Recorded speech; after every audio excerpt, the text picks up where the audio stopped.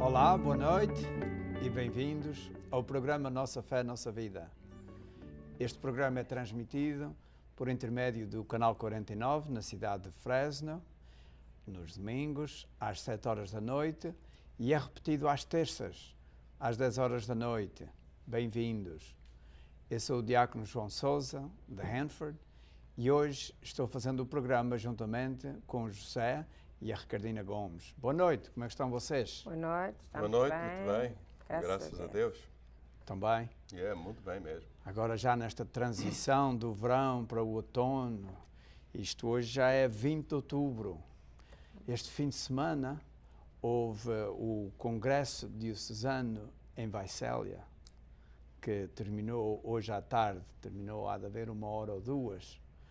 Bem bom que estes programas são gravados, porque senão as câmaras estão todas em Vaicélia. Neste momento eles estão a arrumá-las para trazê-las para Fresno. Foi o Congresso Diocesano, que se realiza todos os anos, em outubro. Eu ontem fiz uma apresentação sobre o diaconado permanente, a explicar às pessoas o que é preciso, quais são as regras para ser diácono nesta diocese, etc. E houve muitas apresentações, muitos temas interessantíssimos de toda a ordem. Talvez que alguns de vocês tenham ido ao Congresso Diocesano este fim de semana em Vaicélia. Bem, hoje é o 29º domingo do tempo comum. Quer dizer que o tempo comum está acabando. Estás a chegar ao fim. Normalmente tem 34 domingos, 34 semanas. Estamos na semana 29, só mais 3 ou 4 semanas, já acaba o ano, este ano litúrgico. A primeira leitura é aí do livro do Êxodo. E então a Ricardina vai ler? Sim. Leitura do livro de Êxodo. Naqueles dias, Amaleque veio a Refidim atacar Israel. Moisés disse a Josué: escolhe alguns homens e amanhã saia combater Amaleque. Eu irei colocar-me no cimo da colina com a vara de Deus na mão. Josué fez o que Moisés lhe ordenara e atacou Amaleque. Então Moisés, Arão e Hur subiram ao cimo da colina. Quando Moisés tinha as mãos levantadas, Israel ganhava a vantagem. Mas quando a deixava cair, tinha vantagem Amaleque. Com as mãos de Moisés se iam tornando pesadas, trouxeram uma pedra e colocaram-na por debaixo para que ele se sentasse.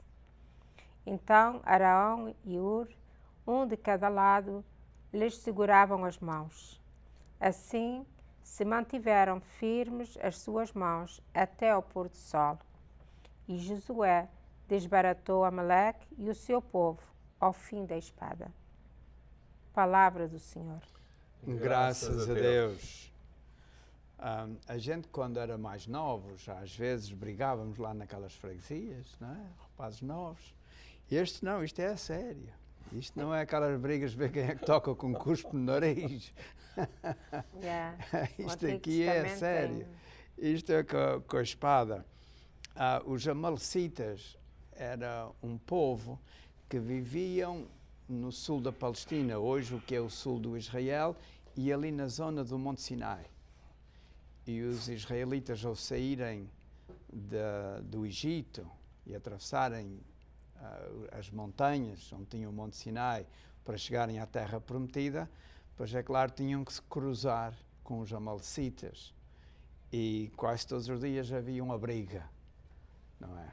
E desta vez o Moisés disse a Arão que juntasse uns quantos homens, a Josué, e que juntasse uns quantos homens e fosse brigar com o Amaleque. Naturalmente que isto não era daquelas batalhas muito grandes, para ser uma refega de poucos homens de cada lado, deviam ser uns grupos pequenos na altura.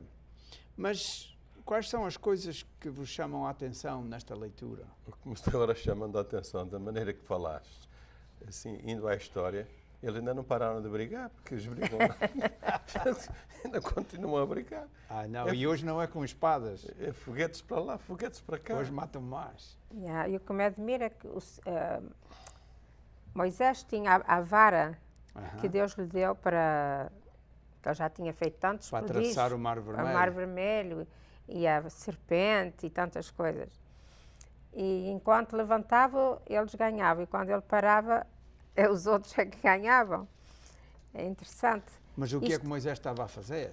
Moisés estava a fazer, estava segurando Estava a vara. A rezar. Estava em oração. Sim. E o que eu acho que ele quer dizer com isto para nós é que a nossa salvação não depende só de pedir a Deus e pronto. A gente tem que segurar uma vara bem pesada e rezar e sofrer para poder alcançar a salvação.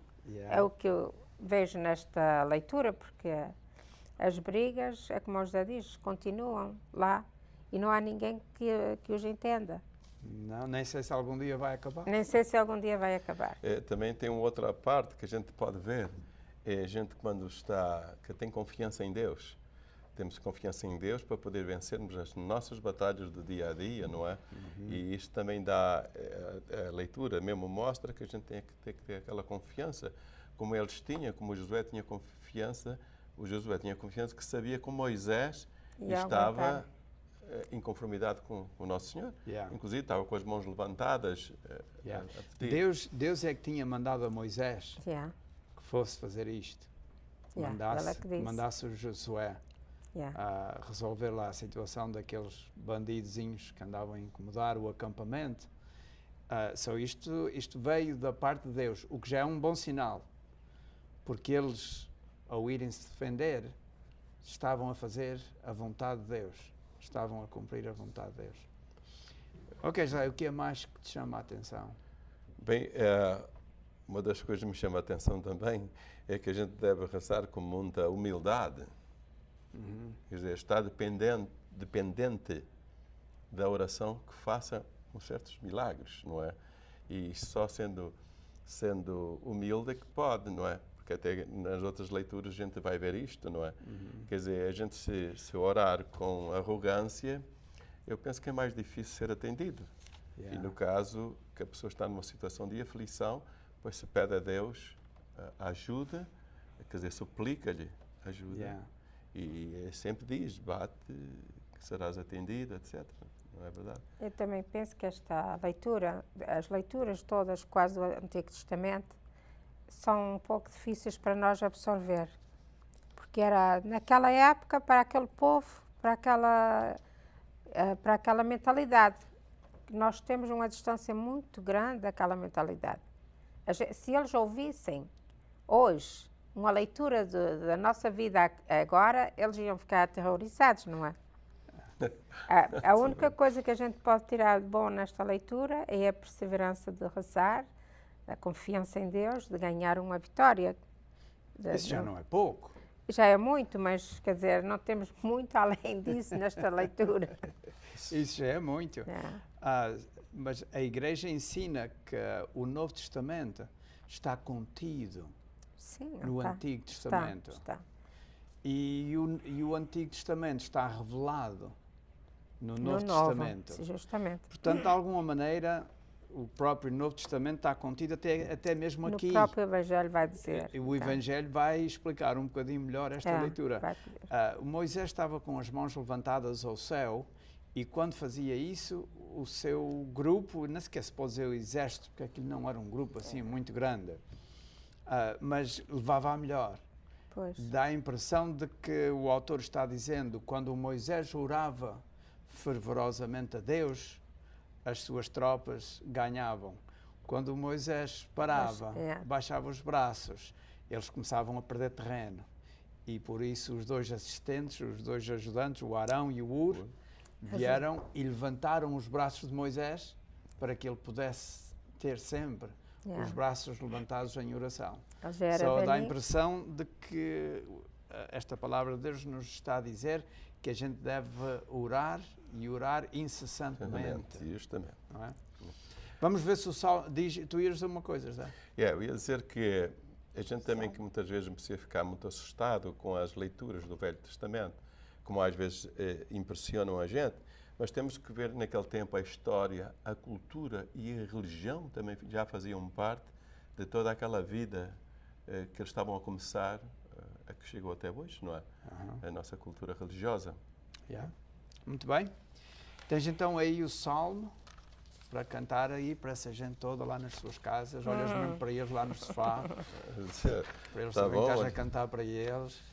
Olha, senhores, que vocês estão aí no E sofá, senhoras, também rezem fervorosa por nós, que Olha, muitas das vezes a gente também se atrapalha aqui justamente para cantar. eu não te posso levantar os braços. a gente põe umas pedras. Põe mais segurar. pedras aqui. O nosso auxílio vem do Senhor, que fez o céu e a terra. O nosso auxílio vem do Senhor. O nosso auxílio vem do Senhor, que fez o céu e a terra. O nosso auxílio vem do Senhor. Levanto meus olhos para os montes, de onde me virá o auxílio. O meu auxílio vem do Senhor, que fez o céu e a terra. O nosso auxílio vem do Senhor, que fez o céu e a terra. O nosso auxílio vem do Senhor. Não permitirá que vacilem os teus passos, não dormirá aquele que te guarda, não há de dormir nem adormecer aquele que guarda Israel. O nosso auxílio vem do Senhor, que fez o céu e a terra. O nosso auxílio vem do Senhor. O Senhor é quem te guarda, o Senhor está a teu lado. O sol não te fará mal durante o dia, nem a lua durante a noite. O nosso auxílio vem do Senhor, que fez o céu e a terra. O nosso auxílio vem do Senhor. O Senhor defende de todo o mal. O Senhor vela pela tua vida. Ele te protege quando vais e quando vens, agora e para sempre. O nosso auxílio vem do Senhor, que fez o céu e a terra. O nosso auxílio vem do Senhor. É, o Muito nosso bem. auxílio. Diz. O nosso auxílio vem do Senhor. É isso que a gente estava a dizer. Realmente este refrão resume o que o toda a primeira Moisés. leitura, Yeah. não é? Porque o Moisés nosso está- auxílio vem do Senhor. É Yeah. isso que a leitura está a dizer. Quando Moisés baixava os braços, Yeah. dava a impressão de que estava a confiar em si, não precisava do Senhor naquele momento, a coisa ia para baixo. Quando ele levantava os braços, sabia que o auxílio vem do Senhor, as coisas corriam melhor. Mas olha, eles estão a dizer que é tempo da gente parar. De maneira, caros amigos, como é costume, a meio do programa, temos uma interrupção de 1 minuto. A gente volta. Até já. KNXT thanks all its loyal viewers and respected businesses who have supported your Catholic television station. Now you can support KNXT with program underwriting by having your name, your company's name, or organization associated with your favorite program. Detailed information about you or your company will appear before and after each program or day part you select. Keep the quality and spiritual message alive and make a difference. Call 559-488-7440 today or go online at knxt.tv to find out more about program underwriting on KNXT.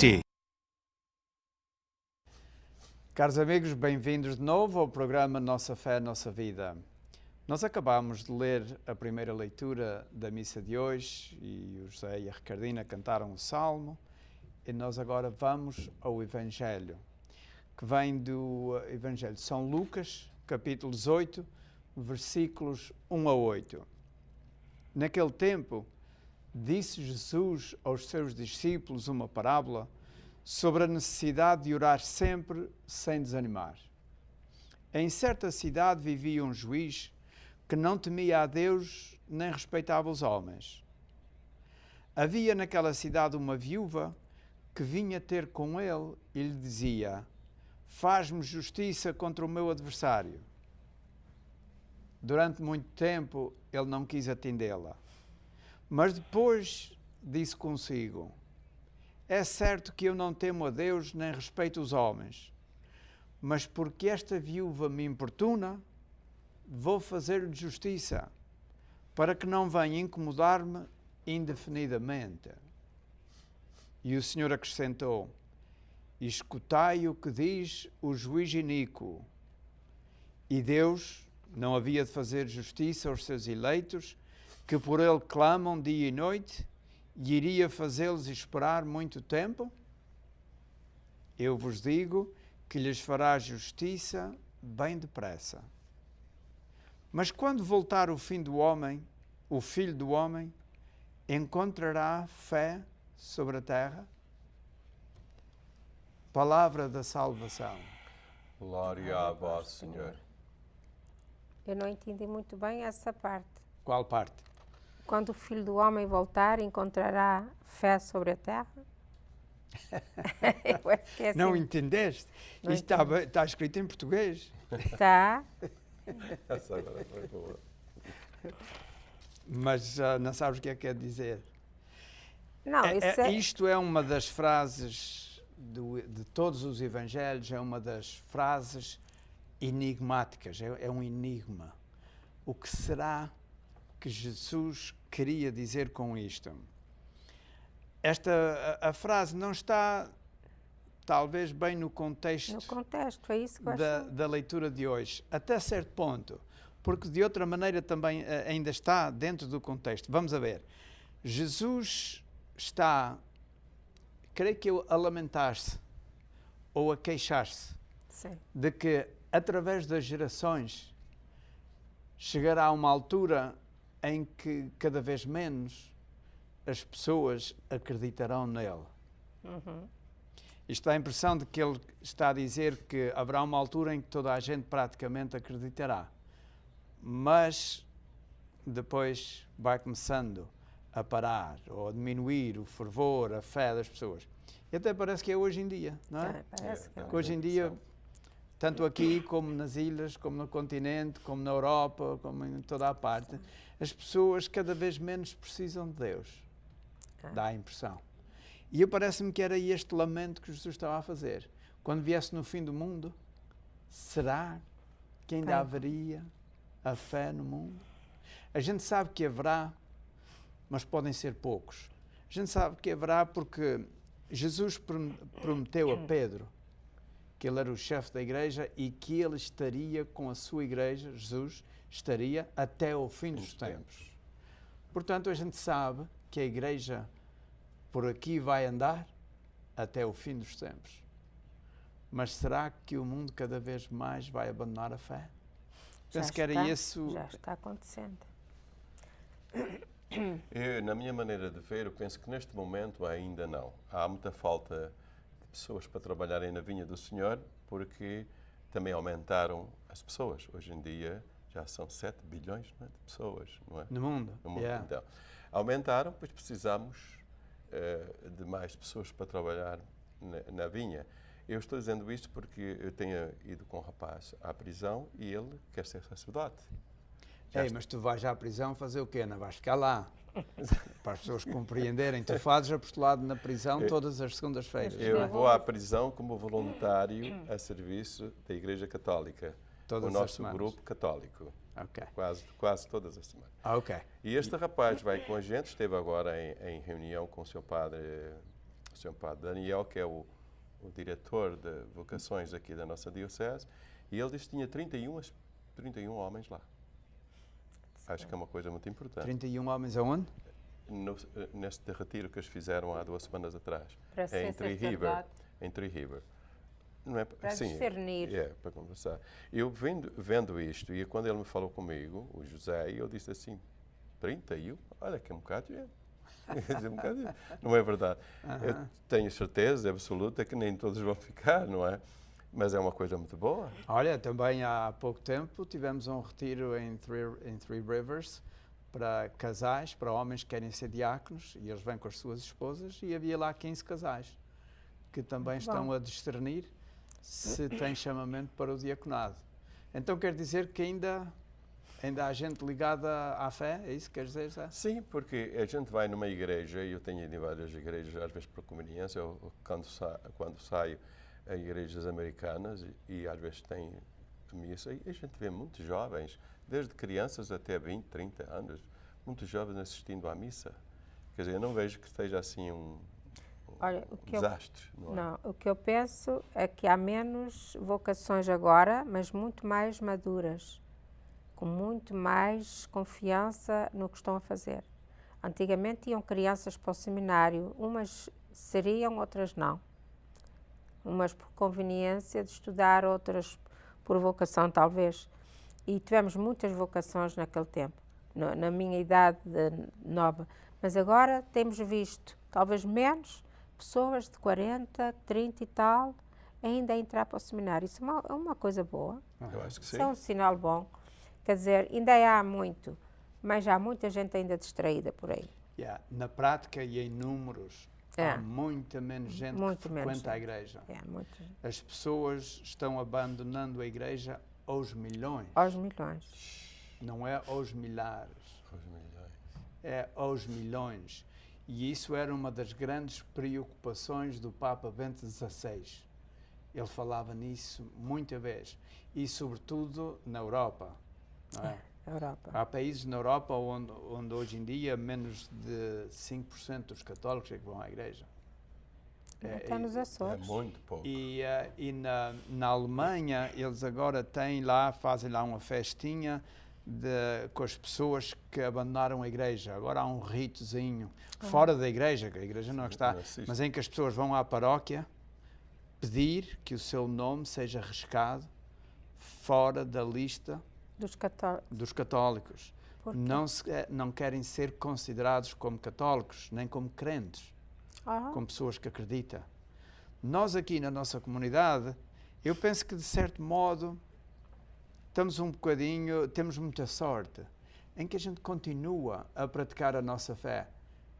A comunidade portuguesa aqui na Califórnia pratica mais a fé do que nas ilhas dos lugares onde eles vieram. Acredito. Não é? A comunidade preservou a fé. E é uma coisa muito boa. Eu acho que é de louvar, agora, vocês que estão vendo este programa, que continuam a ver o programa.